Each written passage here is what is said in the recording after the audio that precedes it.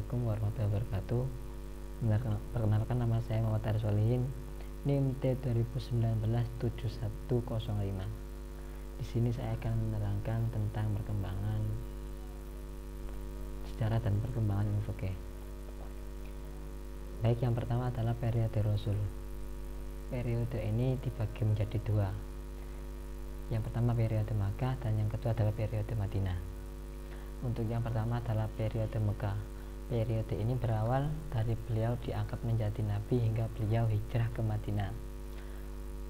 Waktu di mana umat Islam masih sangat dikit dan belum ada sesuatu yang mendorong nabi untuk mendirikan hukum.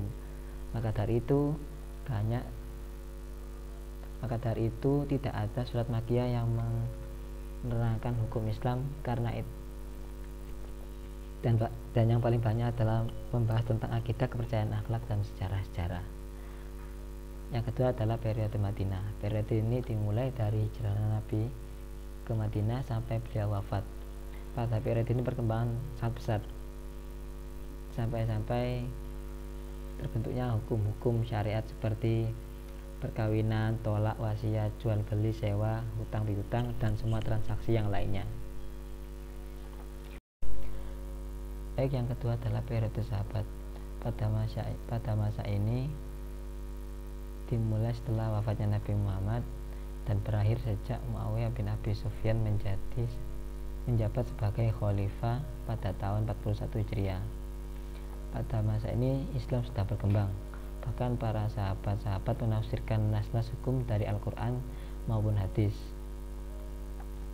kemudian menjadikan pegangan untuk menafsirkan dan menjelaskan nas-nas tersebut.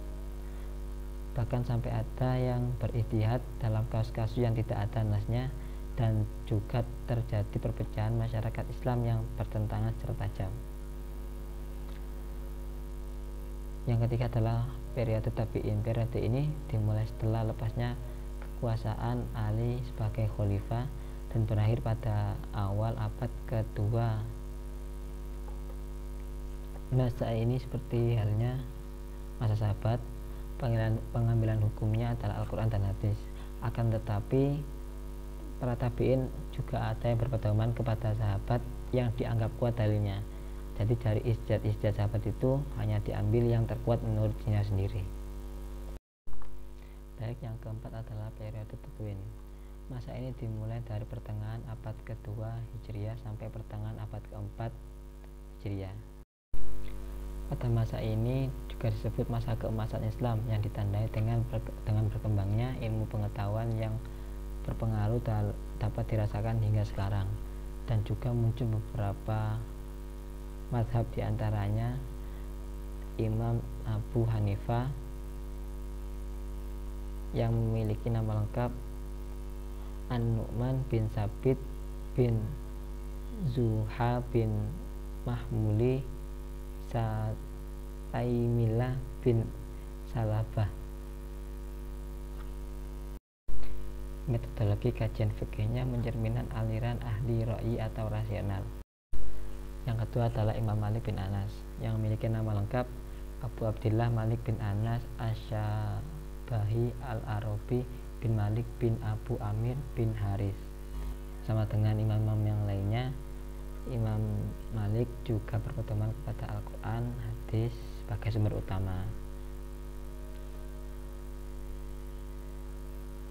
Yang ketiga adalah Imam Muhammad bin Idris Asy-Syafi'i yang memiliki nama lengkap Muhammad bin Idris bin Abbas bin Utsman bin As-Sa'ib bin Abu Yazid bin Hasyim.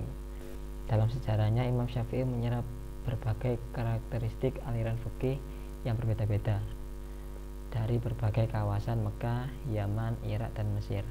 Maka dari itu Imam Syafi'i juga dikenal dengan kaul qadim dan kaul jadidnya. Yang keempat adalah Imam Ahmad bin Muhammad bin Hambal yang memiliki nama lengkap Abu Abdillah bin Muhammad bin Hambal ibnu Hilal ibnu As'ad Asy-Syabani al-Baghdadi. Pengaruh besar pada mazhab ini adalah berdampak pada studi fikih yang dilakukannya. maupun usul fikih, sehingga madhabnya dijuluki dengan madhab fikih as-sunnah. Dan beliau juga memberikan kebijakan untuk melarang mencatat fatwa-fatwanya yang mengakibatkan kurang berkembangnya madhab fikihnya. Periode berikutnya adalah periode taklid. Yang dimaksud dengan masa taklid adalah masa ketika semangat para ulama untuk melakukan ijtihad itu melemah, dan akibatnya mereka hanya mengistimbatkan hukum dari nas Al-Quran dan As-Sunnah. Sikap taklid tersebut muncul karena sifat kurang percaya diri untuk ijtihad secara pribadi, karena menganggap dirinya tidak lebih pintar dari pendiri-pendiri mazhab yang sebelumnya. Terus masa yang terakhir adalah periode modern. Banyak sekali tokoh-tokoh fikih yang berusaha berrevisi fikih, lalu dengan harapan bahwa Islam adalah agama yang akan tetap menjadi relevan dengan kemajuan manusia, baik dalam masalah sosial, fikih, dan perkembangannya. Ada 4 metode yang dapat dilakukan dalam merumuskan fikih modern. Yang pertama adalah metode deduktif, yang kedua adalah metode induktif, dan yang ketiga adalah metode genetika, dan yang terakhir adalah metode dialektik. Mungkin cukup sekian dari saya, kurang lebihnya saya mohon maaf. Ihdinas siratal mustaqim. Wassalamualaikum warahmatullahi wabarakatuh.